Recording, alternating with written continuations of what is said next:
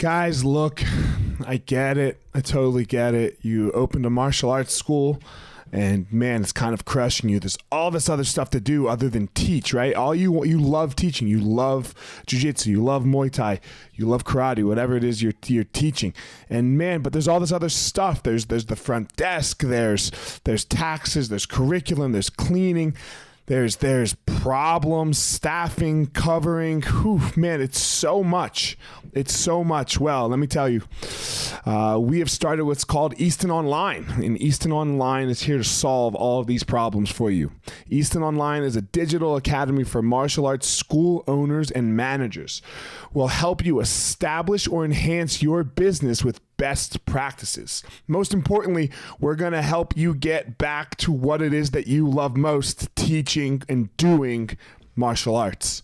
Okay, so for more information, guys, go to easton.online. Again, that's easton.online.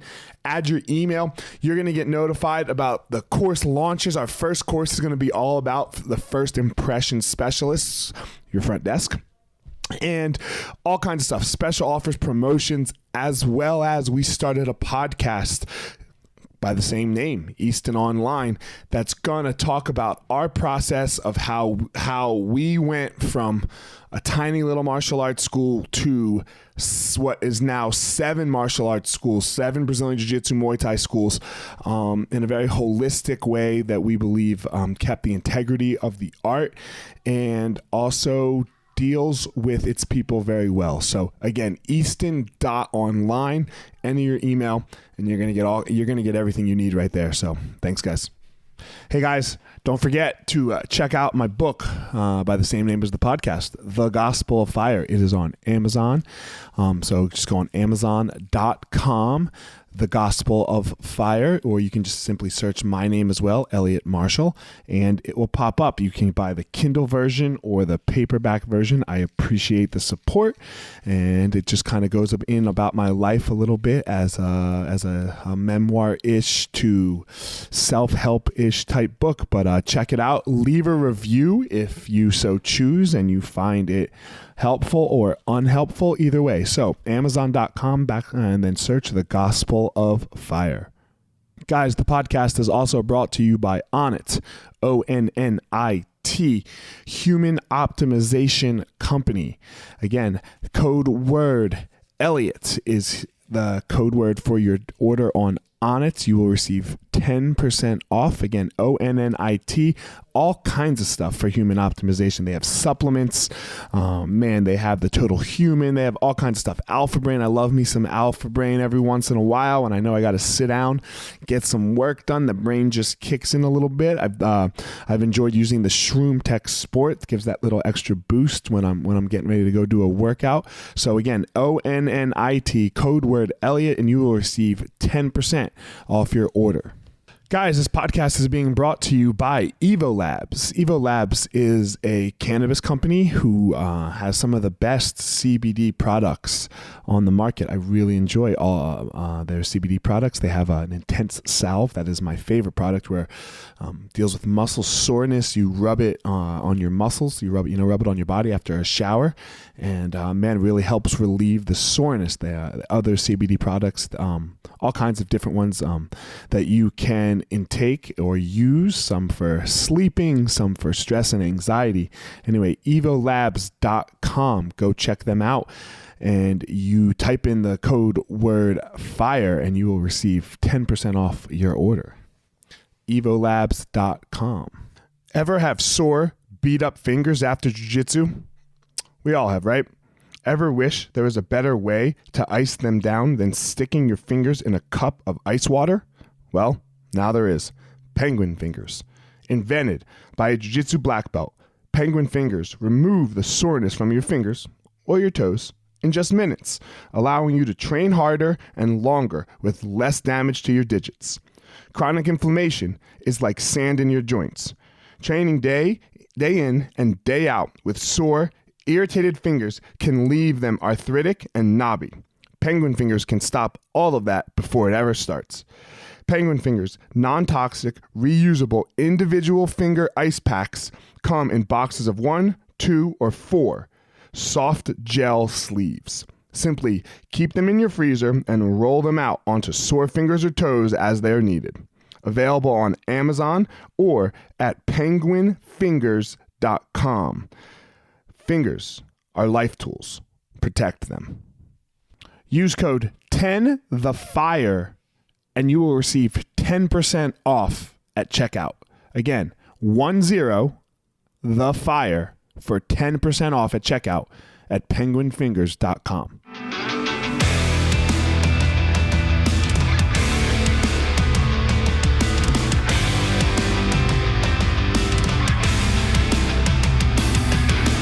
Hey guys, this is former UFC fighter Eliot Marshall, and this is the Gospel of Fire, where we're going to go through the fire to learn how to live the best life possible.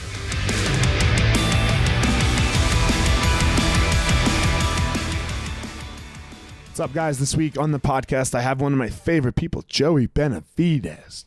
Yes, I love me some Joey B. Joey B, I coached Joey B a little bit a couple years ago, and we get into a whole host of things like why in the world are we fucking friends? Because I didn't coach him very long. He's tiny. I'm big.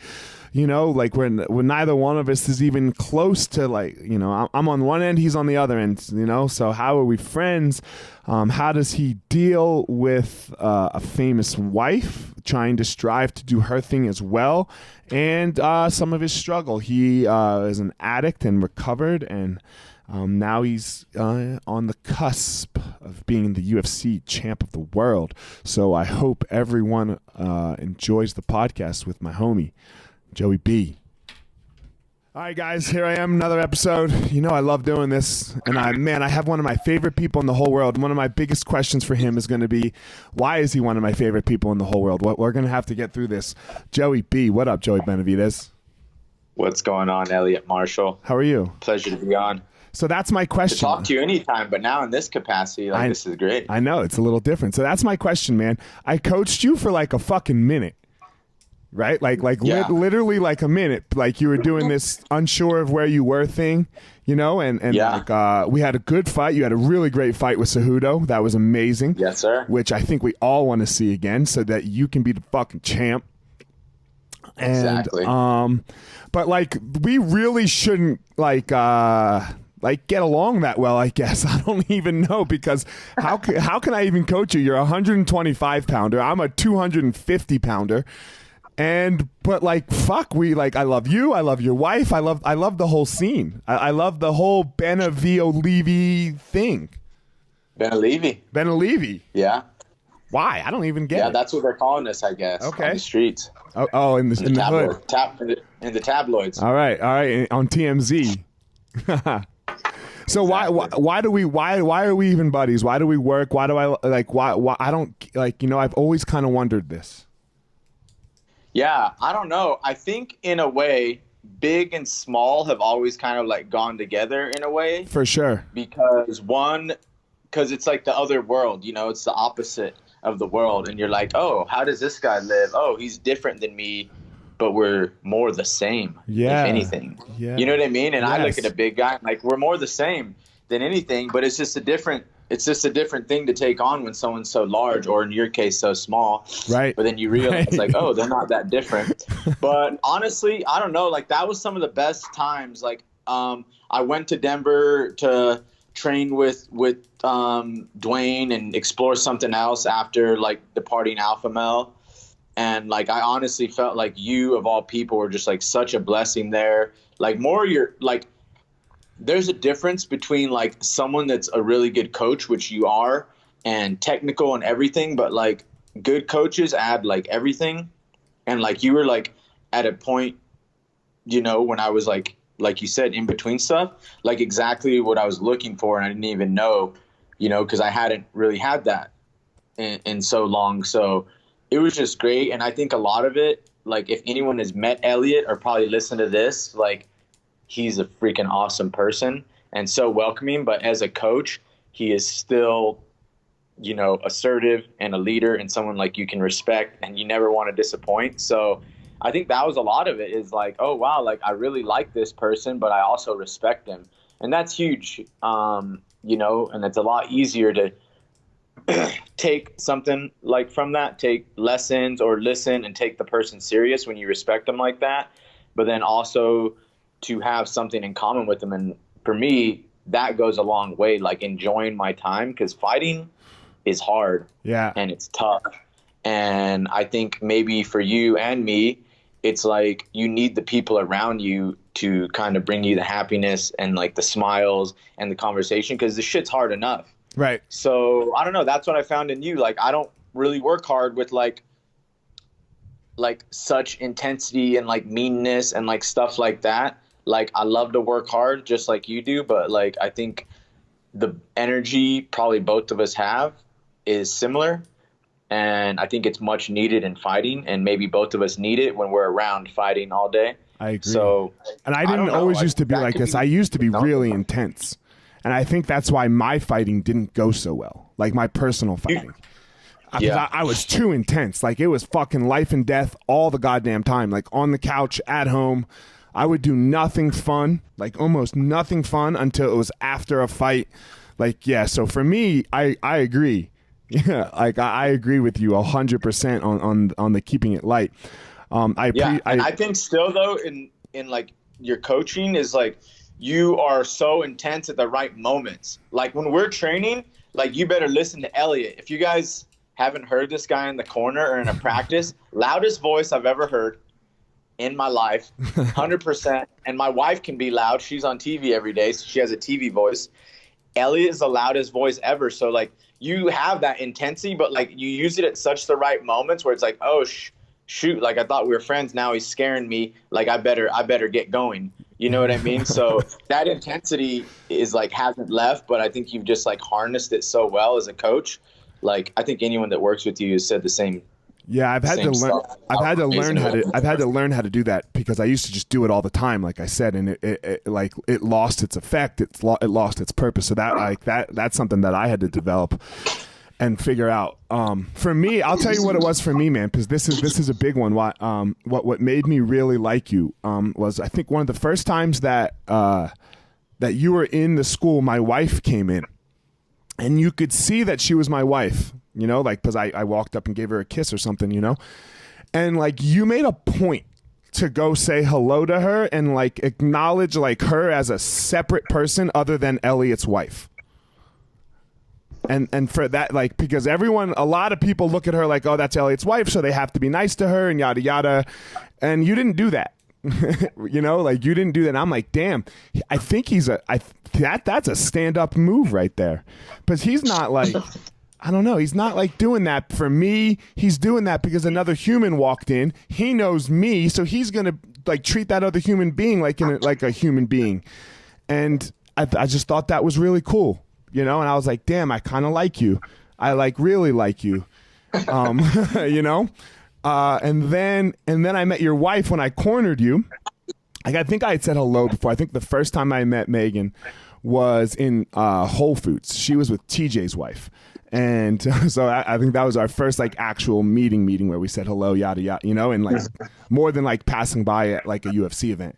And then, man, you like when you were fighting that week in Vegas, your wife did such a great job of making sure everyone was okay and had what they needed. And maybe that was for you. Like, I'm not even sure. Maybe that's what you like, but it didn't come off that way. And I was like, damn, man, these are people.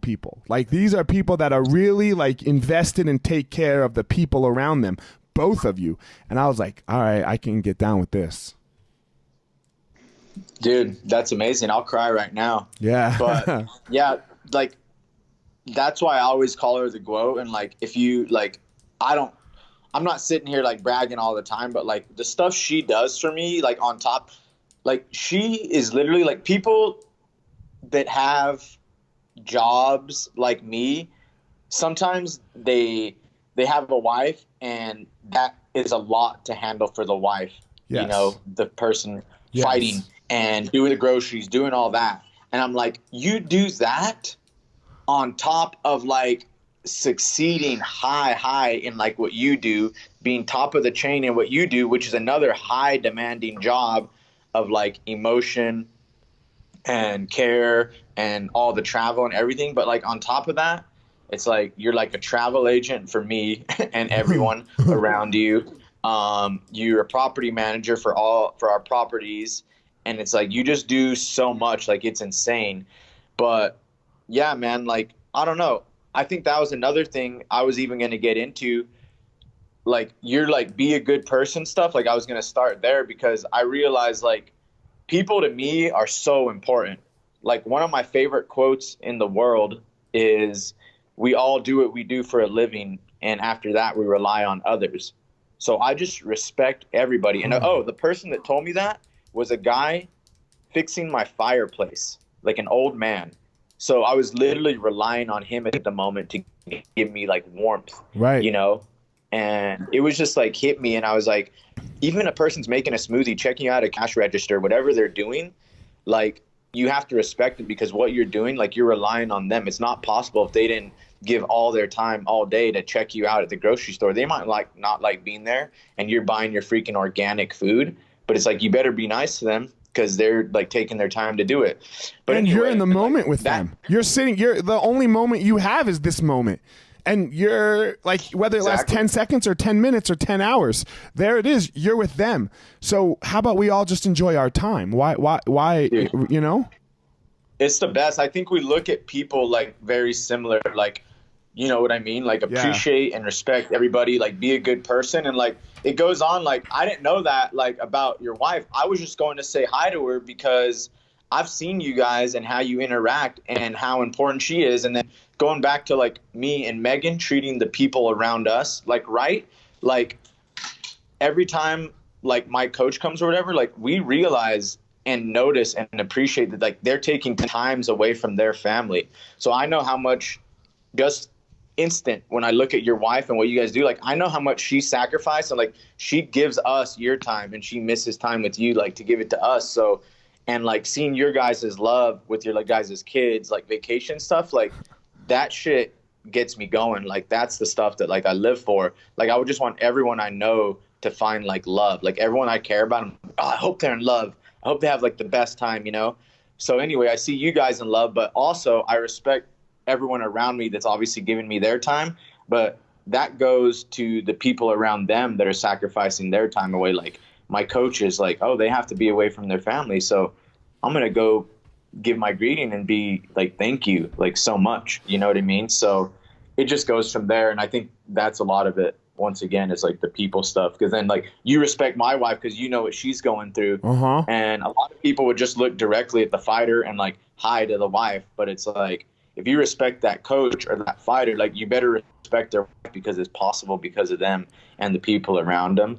And we got to deal, and if you're gonna fight well, you got to have a solid foundation at home. If you don't need a wife or a husband or whatever to fight well, but if they're there. You know, like it makes it a lot better. It's, you know, one, I think it makes it a lot better. And two, it's got to be comfortable. Like you can't go in and make fucking bullshit drama before a fight. For me as a coach, like beefing with the wife or yada yada, you know, like, man, they're there that week. You got to make that shit good. You know? Exactly. So it makes everything better. Like I see once people get their like home life and that part together, like they change and like everything starts to come together. They show up on practice on time. They have this right. They have their diet right. Because once you start getting all things aligned in your life, like it just becomes like habitual, I think. Happy, oh, I'm going to be happy with this too. Or like, you know, I do this at home, I'm going to like carry that on to practice or whatever. And it makes a big difference. And for me, it's just like, it makes fighting like not secondary in a way, but it doesn't put as much pressure on it. And it makes the good times obviously better. But like it makes the bad times like, hey, like I still have something better that's never gonna leave. You know what I mean? Yeah. So yeah, you know, and 100%, because like you said, fighting is so fucking hard, dude. You know? Yeah, it's crazy. It's so hard. Safe. It's wild. Yeah, it's not safe. It's not anything. Like, you know, you can't explain it. Like you can't explain what it's like to people. You know, sitting in the back room, you know, or that whole week that you're there, like it's just such an awkward thing. There's no order. There's no order in this world, like at all. Like nothing makes sense. And if it does it make sense? Like, it 100% happens. And if it does make sense, it doesn't. Like, you can prepare as like good as you can, but then you still have like just a small chance of it going well, which is different for everything else. Like, if you prepare for something like a run and you're running this certain time every day, like, you're going to run around it or close to it. But in a fight, you can prepare the best and you have a chance of it actually happening. You know, like, it's like it's even your last fight, right? Like, you prepared great, your first round went great, and then all of a sudden you get this little cut above your eye. I mean, yeah. But like, it wasn't even that big of a cut. It was just like in the worst place possible. Yeah. Right? Like, and exactly. And I'm prepared, I'm fighting well, but that could have been, you know, it's well, now you can't see. Right? And now, like, and look, you were doing it, but you stopped, right? And man, good job in the cut man too in the corner. Like, the blood starts getting in your eye. So after an exchange, you like wipe your eye so that you can see again. Man, if it just so happens that dude wasn't stopping, or you read the situation wrong and he throws while you're wiping, this is a huge problem. You know? Yep. I really messed up there as a veteran. Like, I hadn't had the cut there before. I have cuts all the time. Right. You know, small price to pay for this bone structure that you guys see. but so I always get cuts. But yeah, that time I wasn't sure it was like a cut or like I was sweating, and I know I got cut, but I felt like I got poked in the eye and like my actual eye was bleeding. I was like, what the hell's going on? And like, but you never know, right? time. Because the thumb sometimes goes in the eye. Or a exactly. or you get poked in the eye, but it could also just be the knuckle of the glove too, which is a legal blow. So you have all this craziness going on. Like, what's the There's no preparing for that, you know. Yeah, but you don't have you don't have time to stop. Yeah, and like be like, hey, because unless the referee stops it, you are fighting. So I don't think it was a poke, right? Was it a poke? You didn't get poked, right? I mean, or did you? I don't recall. I don't know. Somebody told me afterward that, like, well, I had two, one on the eyelid and one right on the side.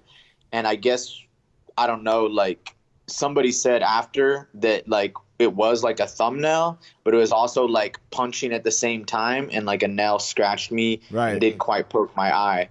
So I don't know. Like you said, like, there's no order. And if they didn't catch it or stop it, like, you don't have a choice whether, you know, it's, you know, a shot to the balls, a poke in the eye, an illegal back of the head.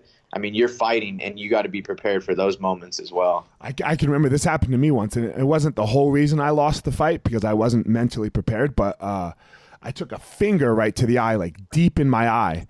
And so like I was like, you know, the fighter and I were standing in front of each other, and the ref at the time was moving, and he was directly behind my opponent. So he couldn't see anything that happened to me. And the finger went right in my eye, and then like my vision went black. Like there was no seeing. Jeez. Yeah, there was nothing. And still to this day, I get this flash in my eye. It's crazy. Shoot. Like I can just be it stayed like that for the fight? Oh yeah, no, the fight, I couldn't see. I was done. I just like went down. Oh shoot. Yeah, it was black. It was black, and I got the fuck beat out of me. You know? That's terrible.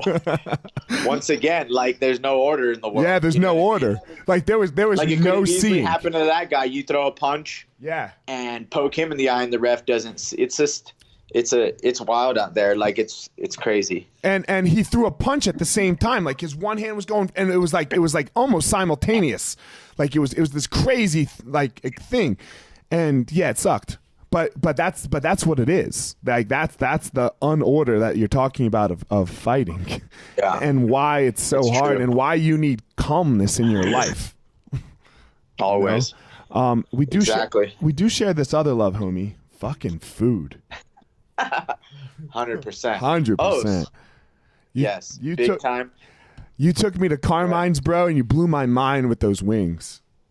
Carmine's wings, incredible. Incredible, you know, and we had a great time there, so it was amazing.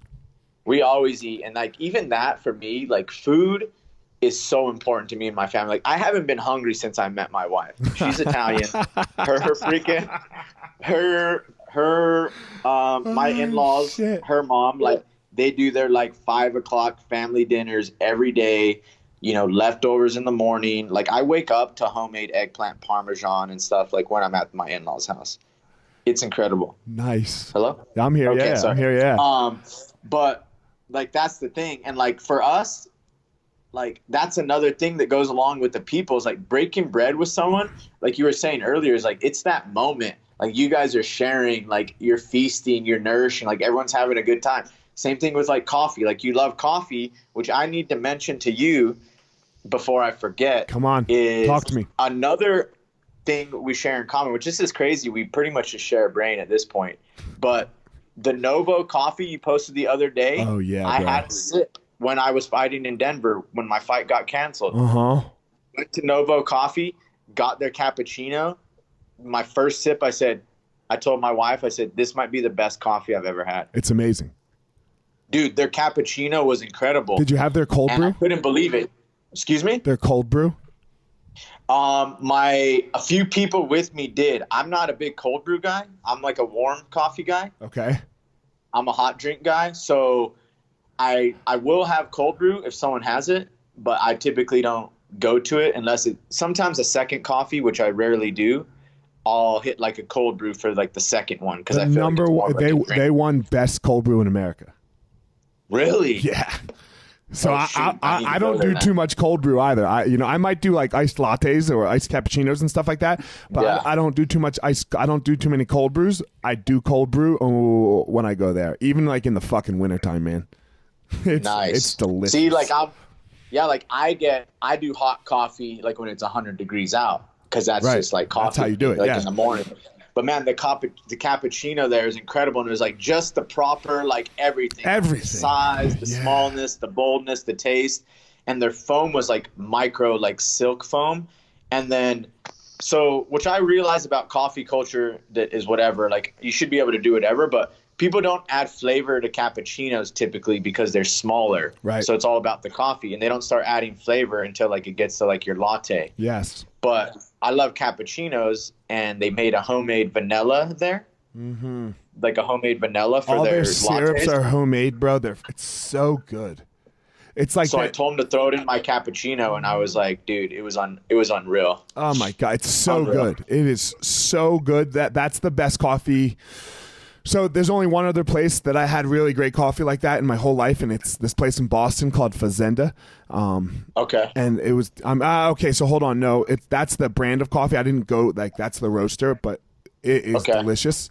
So those are my two favorite that I've ever had in the whole world. Because and you know what's really weird though is I'm a snob. I'm totally a snob about coffee, and I'm a snob about most food.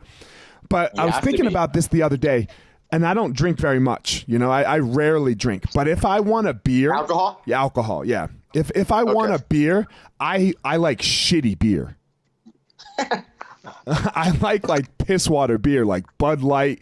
I like Shock Top sometimes. Like I'm not a. That's the amazing. only thing I'm not a snob with, as far as like when I'm I consuming. think it's probably because if you don't love it, then I think there's no care. You Right. don't have to be a snob about it. Mm-hmm. You know That's what I a good mean? point. Like That's if a you're good just point. doing it like whatever, like this is I want a gonna beer. I be just want a great. beer today. Yeah, like it's not. Yeah. And this happens like once every like, I don't know, 3 or 4 months. It's not like I'm like so that you're probably right because I just want a beer and I'm not like Yeah. But Oh, with yeah. food, like coffee, it needs to be right because you love it. You're passionate about it. Yeah, man. You know? It's the hard part about like losing weight after fighting because like I'm so Yeah. passionate about food. I fucking love food, and like you do The this best. whole like losing weight thing like for 20 years, 15 years of your life, and then after that it's like, oh God, really? I'm gonna eat a salad? Yeah. You know? There's yeah. So Yeah, you'd be doing everyone a disservice that ever cutted weight. yeah, and right. Like that's how I feel. That's how I feel after my weight. Like I'm not hungry right now, but like there's people cutting weight that would do this. Yeah. So I'm just gonna stuff myself until I'm uncomfortable. Right. And I've gotten a little better in my old age. Like I used to just be like I thought I was gonna get diabetes, like self-induced, like right away. I would eat donuts and stuff. But now I honestly there was one time, Eliot, I didn't drink even water for like 10 days after my fight because it was all like sugary, like Right. soda, milk, Yeah. juice. But now honestly, like, I just want a gallon of water or a salad like in between like making myself die. It's really You know what I interesting. mean? Like, yeah, so I definitely feel you there. I drink way more water than I ever used to because I want to. Yes. And I have to say I cut most sugar out of my diet, except for I give myself 1 day now. But I don't drink like soda anymore or anything like that. But I'll cook with some sugar, like in some sauces and stuff like that. But dude, I feel way better. Like I don't wake up like I'm almost 40 now. I don't wake up and have to be like, oh God, okay, and like stretch it out for a minute. I can just get up. Like my joints are better. Yeah. So are you a sweets guy too? I love, bro. This is so hard for me. Like people say, this craving goes away. You know, it does not, man. I fucking see the sugar and I fucking want it. You know, I'm a sweets guy. Like, you know how people say, like, after, like, you know, a couple, like 2 weeks that you won't crave the sugar anymore? They're fucking lying to me, Joe. Dude, they're all liars. I see that shit and I'm like, God damn. It's like a bigger draw than pussy for me sometimes. I'm like, oh, come on. You know? Yeah, dude. Sugar is for real. And sometimes I don't even know, like, I don't even make a conscious decision to get it. I just see something sweet. And it's probably not even that good. Like some weird cookie from like Walmart that like someone brought to a barbecue. And I'm just like eating 4 of them. I'm just like, wow, this is like for real. But like, and it's not good, right? It's not good. With the food. I'll do it, right? Like exactly like you just said. Like I know that's boxed cookies from Walmart that were made 3 weeks ago, right? And I'm like, fuck it, let's go. Yeah, you can't throw these away. Yeah. You know? Yeah, it's messed up. But I think it just goes with like the food, everything. Like for me, I always want a dessert. Like if I'm done with a good meal, like it's going to be topped off with a good dessert. Okay, let me ask you a question. Do you there's 2 types of people in the world. There's people who like their dessert immediately after they take their last bite of dinner.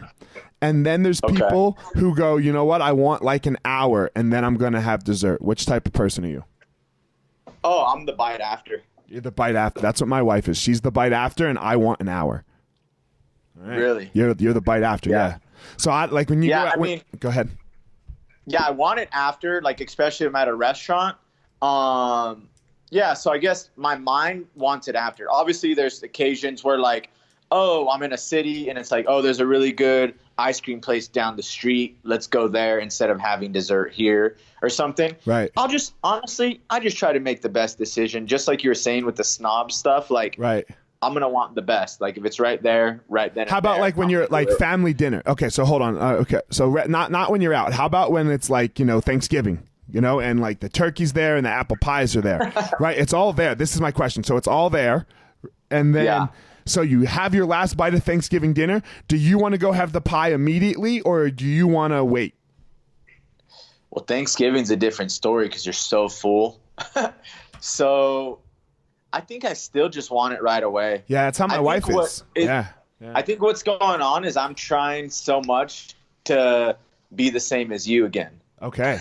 So I'm making excuses like, no, I want to wait an hour too. And I have done it before because we're so alike. Right. And I want to, you know what I mean? I don't. But no, in this realm, like I typically like I'm done like with dinner even. And like Megan's like putting a plate in the sink and I'm like in the cupboard like eating a cookie. Like, so dude, I'm pretty much right after. My fucking wife, man, like she has been known to at weddings. Right? You know how like you have dinner and then like the cutting of the cake is like a special thing, you know, so you don't have dessert right away. My wife has literally like putting her fork down from eating dinner and then like she was really good friends with the bride at the time and like walked up to the bride and was like, hey, we're going to cut that cake soon. Legendary. You know, and I was like, Renee, what the fuck are you doing? You can't do that. Like it's their wedding. She's like, yeah, but we're close enough. And I was like, Jesus Christ. Sugar's got a hold of us all. That's right. It's powerful. All right, let's talk about some more serious things, Joe. I want to like your life growing up down in Las Cruces. You know, wasn't the easiest. Wasn't the best. You know, right? You're an addict. You're an addict. You got through all of that. So what was life like as a little Joe? A little Joey B. Oh shoot, man. Well, it's kind of crazy because when I hear people say that, and like in retrospective, like you look at your like life growing up, and people probably look at it and they say it's hard, but like I think when you're a child, like that's all you really know. Right. So like you don't know your life's hard. Like your mom loves you, like your brothers are cool. Like even if you're like home alone, like that's cool, and like you're growing around your cousins. But like, because I don't really, you know, you don't recall when you're doing it that it was hard. You just kind of look back and then like, oh, well, that's not normal, like to other people. But like, yeah. So I was actually born in Texas, and when I was 6 years old. When I was 6 years old, my dad went to prison, and what did he go to prison we moved to he went to prison for drugs. Okay. So we moved to, so that is another thing going along the line of addiction, is like my whole family. So we moved to New Mexico then, but yeah, so my dad, my younger brother, and my older brother all went to prison for drug related things.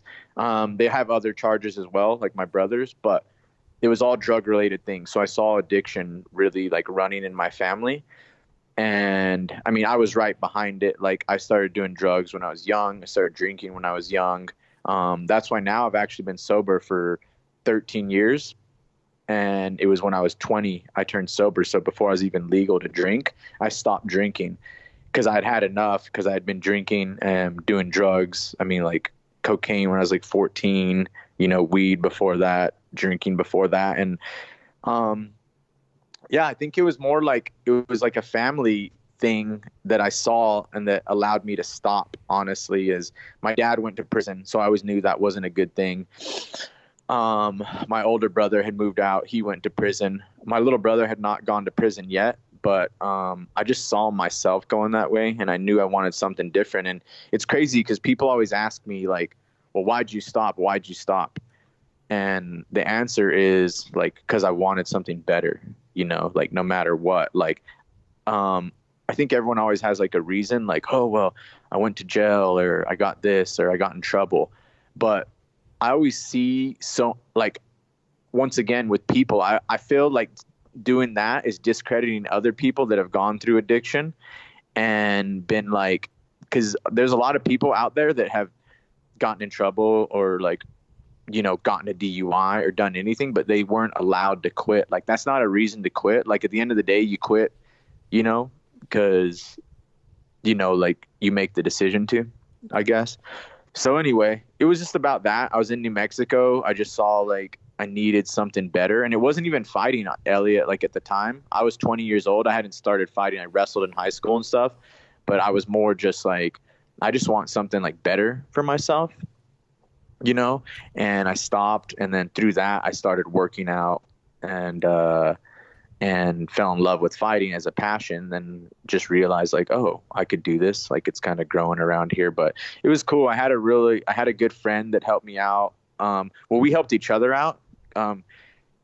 Once I was like a few weeks sober, he was kind of like, hey, like I want to stop drinking too. And he had stopped. And then by the end, oh, you've actually met him. He's my friend, Mike Lotta, the doctor. Oh yes. Yeah. Yeah. Yeah, we all had dinner and stuff together before. Yep. He loved, like, they love you, dude. They're always like, oh, Eliot's the best. Oh, yeah, and then he went to the gym for a while. He moved back to New Mexico. Okay. Yeah. But he's amazing. So, dude, me and him were both, like, incredible low lives, like, bad. I mean, like, I don't even want to go through, like, stories. Like, we were just junk, like, people. Not bad people. Like, bad people, just, like, really reckless and, like, living a shitty life. You hate yourself. Shitty lives, bro. Yeah. So he actually stopped drinking too. And now he's an emergency medicine doctor. Right. He's married to a doctor. He travels the world. Like last year, me, him, his wife, and my wife were all in Cuba together. And like, we weren't drinking. We were just hanging out. And like, it's just crazy. So yeah, that was a little bit of my childhood, but like the addiction part and the drinking part, like my main thing was alcohol. Like I had to drink alcohol like every waking moment, and then that led to drugs. I'd never say drugs were the pushing thing. Like I did do at a point, like cocaine, like every day, but it was always started with drinking, you know, and I got into worse drugs like before, but it was all to try, you know, like I had tried meth or crack or whatever, like something weird like that, but it wasn't like, oh, I'm doing it every day. I would just drink and then it'd be like, oh, that's there. Like, what's it all about? Let's do it, you know? Mm-hmm. But anyway, yeah, that was it, man. But like growing up, it was like, I knew my mom was amazing and she loved me and she was working hard. So, and like we lived with my grandma, we lived around a ton of family. So I never thought of it as like, this is bad. I just was like, oh, this is different. Like I live with my grandma in a room here. My dad's not around. But I don't know, like I think growing up sometimes you see people with moms and dads, but you also see the same equal of like, oh, you know, like, oh, their parents or whatever too. So yeah, man, like that was like, it's hard for me to say it was hard because that was just the way it was. But yeah, it was different, man. And I've definitely had to deal with that. And I'm just lucky, like I said, that I was able to like stop. Like I'm grateful every day that like it's not a daily thing for me like it is for some people. Because I've seen people get multiple DUIs, cause multiple crimes, and still like not have whatever is in them to stop. And like I honestly feel like lucky every day that I don't struggle with it anymore. This is my biggest curiosity in the whole world. Like of all the questions that I have, and I talk about it often, I guess. So like you were able to stop, and you just said it, and you have all these other people that you know, and that yada yada. Like what was it? Why did you get to have this thing? Or any of us, you know, get to have this thing where it sparked greatness and other people don't get to have it. You know, like what makes that happen? Like why? Like it's because it doesn't seem fair, and I know it's not fair. It's like, you know, like, and like this is just such a huge question for me of how, of like this why, like goddamn, why did I get so lucky? For me personally. Dude. You know, like, why did I get, because I believe in hard work and I've worked really hard and, you know, and all of that stuff. But when I get down to it, it's luck for me. Yeah. And I think that's our personality, like me and you, like, right. We care about people like so much. Like there's another person that is maybe like, I don't know, like, self-indulgent, vain, whatever, but they're just like, oh, I work so hard and like this is my this and that and like my destiny. And it's just kind of like, dude, like I don't know if it is, like, you know what I mean? Like it is when it works out, but like if it didn't, was it still your destiny, you know, or whatever? Mm-hmm. Like I think people make it a lot of romantic like stuff, and you know, I do try to keep it in perspective, and my wife helps me. Like if I'm like, man, I'm so lucky, like I'll just be doing anything. Like I'll wake up at the house, man, and I'll just be like, man, I'm so lucky. Like we live here and I'm like married to you and like we're doing this or whatever. And like I even see other people like working and I'm just like, damn, man, like we're so lucky. Like if I see someone like unhappy or something, and then she'll keep it in perspective and be like, you've worked so hard. And like there is a combination of that. But at the end of the day, like it's not the recipe. Like you just work hard and everything works out. Because you need luck along the way. Bro, there's a lot of people that work their ass off and it does not work out. And the right momentum, like everything. And then there's a lot of people that are crappy and maybe don't work that hard and take advantage of people, but like they had more luck along the way, or I'm a little more okay with that. I'm okay with that because I don't think they're happy. You know? Yeah. Like I'm okay with somebody getting rich and being a douchebag. I can justify that because I'm like, that person's still unhappy and they can, like, their money can't buy them shit. Like their money can buy them things. They're a douchebag. Right. Their money can buy them things. And I know we can do the same thing on the other side, like with the poor people, but dude, struggle is fucking struggle. And I'm not talking necessarily American poor. I'm talking like third world country, like fucking born baby addicted to drugs, no running water, with AIDS. You know, like, come the fuck on. Like, how did I not end up there? I did nothing. Yeah, it baffles me, man. Yeah, I popped out, and here I am, right? With these two parents. For me, man, I had two parents that loved each other, that stayed together, and, like, were educated. Like, in America, fucking jackpot. Yeah, you know? Dude. It honestly, like, dude, we're the same way. Like, I think of that stuff all the time that there's like no answer to. Yeah. Like what could that a person been that was born in Africa and like killed as a baby whatever. I mean, I don't even know. Like, I can't even get into, I don't know. But like, what could they have been if they just like popped out on the other side? Yeah. Somehow. Yeah. You know what I mean? And they weren't like as a baby or a kid, you know, sacrifice, or even like little things like just dying in like natural disasters and stuff. And I'm just like, oh, like that kid didn't even get to do anything, you know? And it's crazy, man. It boggles my mind. I don't know the answer. I don't know if there is one. I think it's like anything, like we were talking earlier, like it's a combination of things. Like you can do every single thing right and you still have a chance of it in life, in fighting, like going your way. Yeah. You know what I mean? Like you don't necessarily deserve anything and you don't like really earn anything and you aren't owed anything, but like you still have to do everything, and then like maybe it will work out. It'll happen. Maybe it'll work out. Yeah, we see. Yeah. I think this is why we're friends, man. We see life the same. You know that. Yeah, dude, this is why we're buddies. Because for me, man, I think like as much as I owe it to my parents and my grandparents and my kids and my wife to work really hard, like I owe it to the people that just weren't so lucky. Yeah, dude. You know? I think about that stuff. I owe it to them. I owe it to all the kids. Like I owe it to all of those people who like haven't been. And I believe in like this word blessed, even though I'm not religious, you know? Yeah. I believe that I have been blessed by who, I don't know what or who, or, you know, like I said, but I owe it to the people that haven't been so blessed, you know? Yeah. That have to struggle and then the weird part about this, because I just said the word struggle, is that we know struggle makes greatness. You know? Yeah. We know that. We know that struggle makes greatness, but struggle also, I think the majority of the time makes terribleness. Yeah. It can also just disable a person. Well, you know, like look at Francis Ngannou, right? Like Francis Ngannou's story. There's one of him that actually like got out and made it to the UFC and is now, on path to probably be the heavyweight champ of the world, possibly, let's just say, right? But there's a million of them back in Africa that are fucked. You know? Yeah. So the odds are 1 in a million. So like who wants those odds? Nobody does. I mean, it made a great person, but it made a million terrible stories. Yeah. And it's just weird how shit works. Like, cause sometimes you don't have a choice.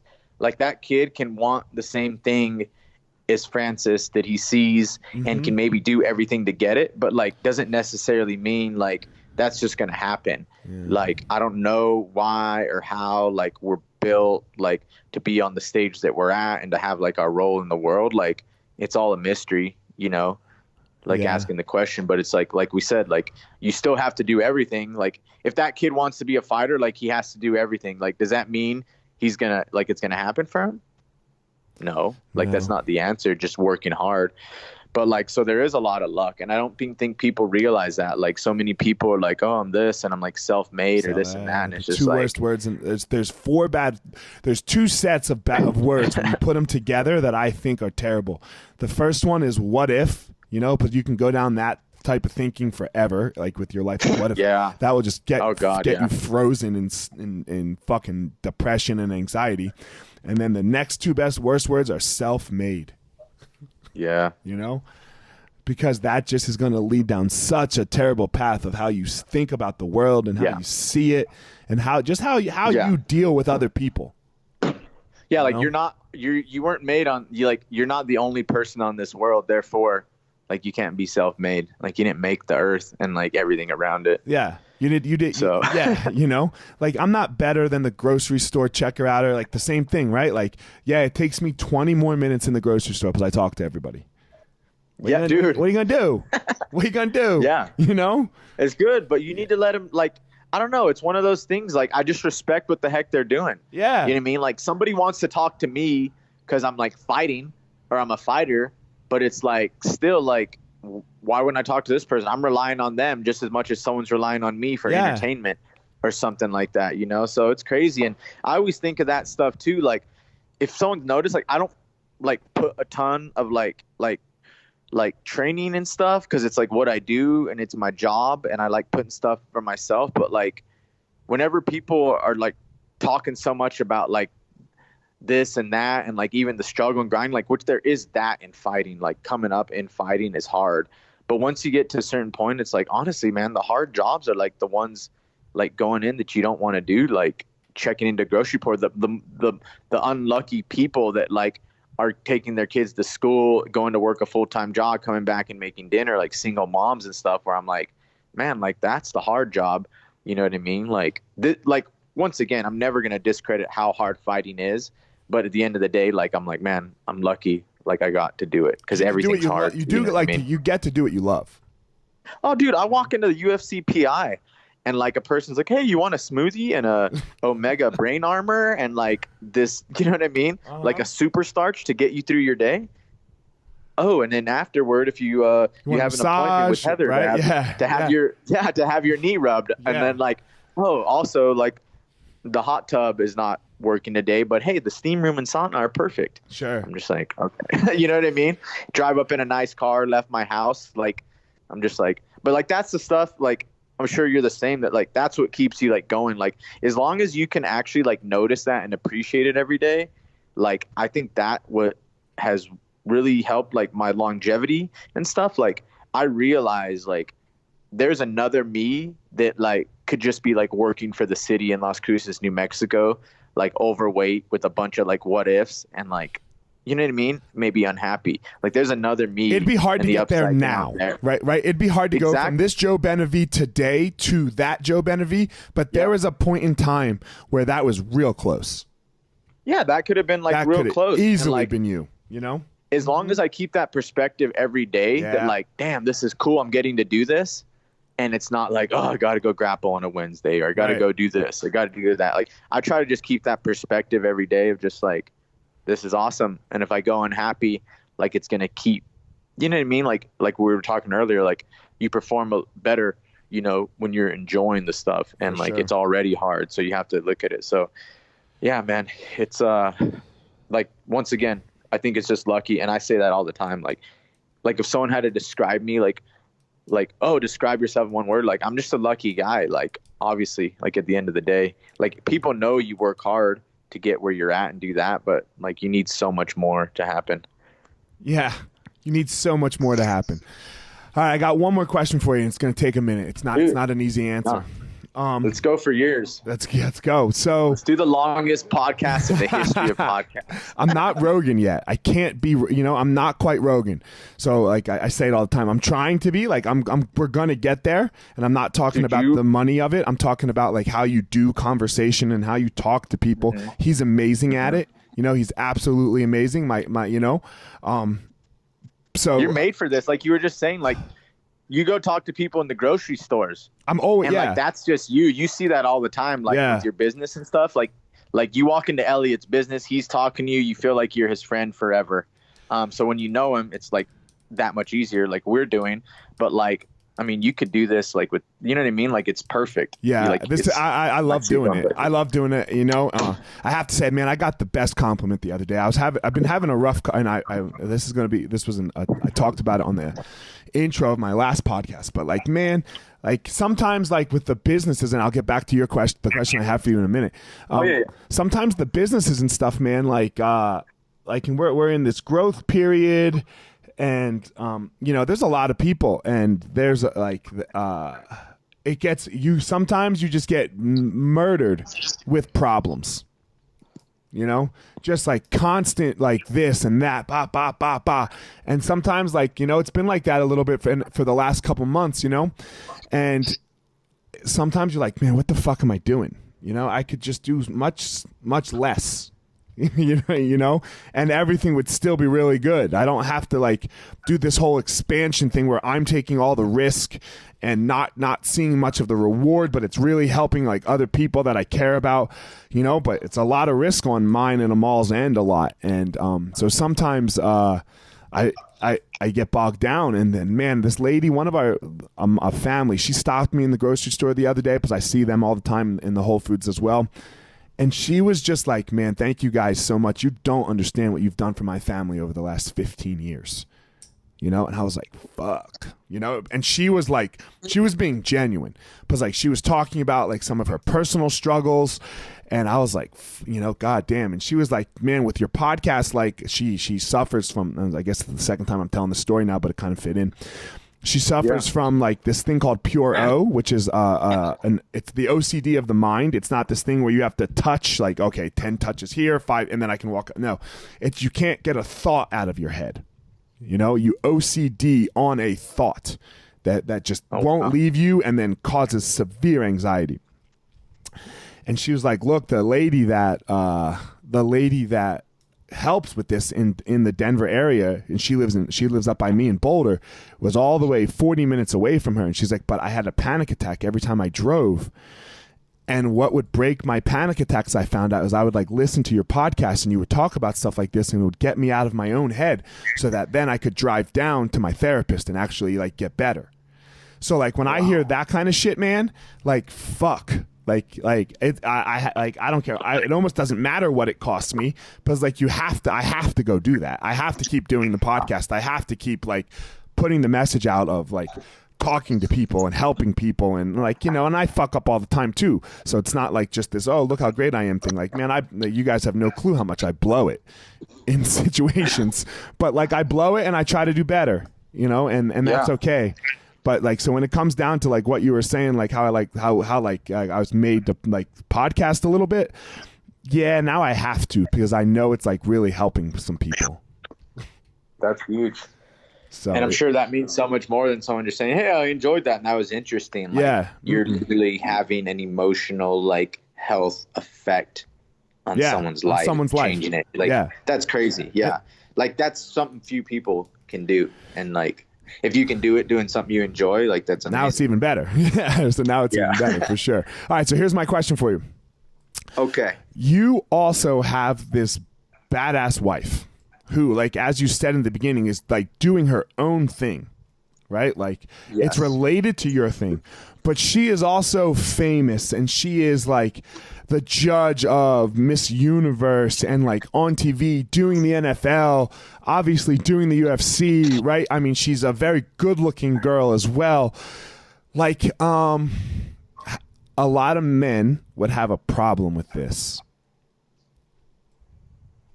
You know, like their wife, like stealing their thunder, especially like you're famous, you know? Like, how do you like a lot of men, like you, like, I think you see a lot of men not deal with this situation so well, you know? How do you deal with it so well? I don't know, because you don't even know what I'm talking it's about. really nothing for me. Like, I don't struggle with like her stealing my thunder, because I'm so proud of her. Right. Like every time she succeeds in anything, like I think it goes down to me as a person. Like I actually, like, I don't want to be famous. Like I want to be more successful, and I want to make more money, but it's like, I could be fine, like, if no one else knew who I was, like, from now on, but I was more successful. You know what I mean? Right. So that part has never really been an issue. And I don't know. I think it's just like anything else. Like, I mean, I don't know. I guess it kind of boggles my mind, honestly, and not to sound weird or like self-righteous or anything weird, but I guess it kind of boggles my mind. Like, I can't see the other side of it bothering a guy, I guess. Like, well, I don't know. You're supposed to be the breadwinner. Patriarchally, right? I'm not. Yeah. Let's be clear. I don't fucking agree with that, right? But like in most relationships that you would be in, or that like your person. Let's not just say you personally, right? Like, number one in the world, about to fight for the fucking title, been doing this forever. Like, you know, in the UFC, like, you are the breadwinner. You're the man. You know, but you gotta like, you're sharing this with her, you know, because I mean, I fucking love it, right? I think it's amazing, you know. I that makes it that much better to me. Like even the other night, or not the other night, but like my last fight was or 2 fights ago, we were the first fight ever on ESPN, ESPN Plus that night. That was the first ever thing on ESPN with the UFC. Okay, and like, that was a cool experience. obviously like, oh wow, this is Sure. the first ever thing on ESPN, even though it's just the streaming. Like this is the first time we have ESPN on the backdrop, on the cage, on all that. And it's like, if I had my wife in the stands and like I saw her after, like obviously I don't know, I think that'd be amazing. But it made it amazing that like we were sharing that moment, and it was her first time shining like on ESPN as well, with the ESPN mic on the ESPN backdrop. So I go back and do an interview with her, and it's like I wasn't like sharing the spotlight with her. Like I felt like we were together in it. And that's what I mean is like, I guess I don't see, it's hard for me to see the other side, because this like it makes me so happy when she succeeds, and like she does the NFL, and every time she succeeds, like you'd want your wife to succeed in everything. So the fact it's in a public forum, like I don't think makes a difference. Like it's just, at the end of the day, it's just her succeeding. And I know her intentions also though.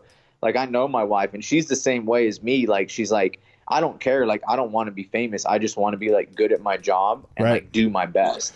So like I know her intentions are like, hey, I'm going to get so much attention on Instagram, and I'm going to, you know what I mean? I think if it got to that point, I would maybe be like, okay, well, like, can you like stop? Like, it's kind of, you know, but like, I know her intentions also are just to succeed. And like, those are some of the, I guess, casualties that come with like success and being in the public eye and stuff.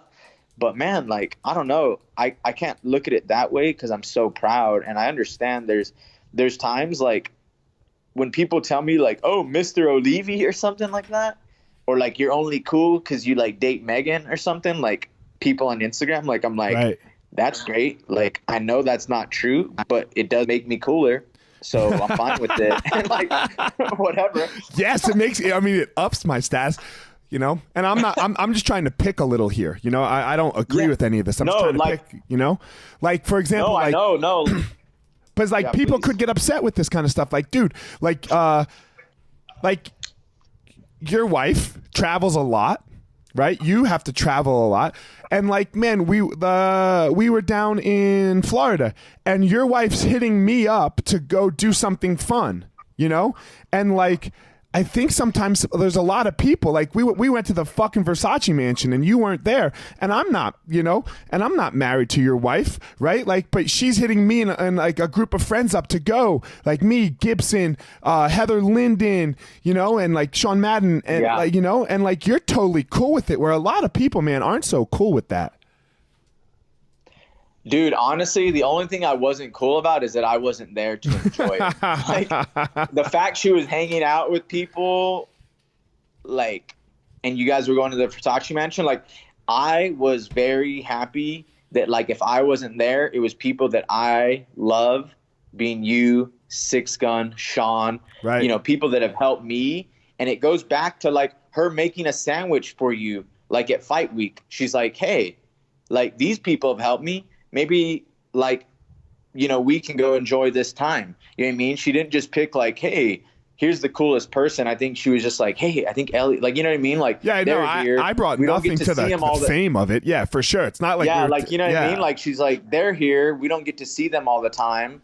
Like, it's one of those things, like, we don't get to see them all the time, but they've helped us. Like, this is a chance to, I don't know. But also, like, she genuinely, like, enjoys, like, hanging with you, Six Gun, Sean Madden. And I think for me, like, it sounds real dumb, like, why I wouldn't care is it just comes down to trust also. Like, what am I worried about? Like, she's hanging out with the guy that is her friend, just like she's hanging out with the girl that's her friend. They're having a good time. The only thing I'm honestly mad at is I'm not there. Like, I'm literally mad, like, I can't go. And I can't eat. Like, there's a perfect place for me. Like that, but it doesn't turn into anger. I'm just like, oh, that sounds so fun. Like, I love Heather. I love Eliot, Sean. I can only imagine how cool everyone is, like, having such a good time.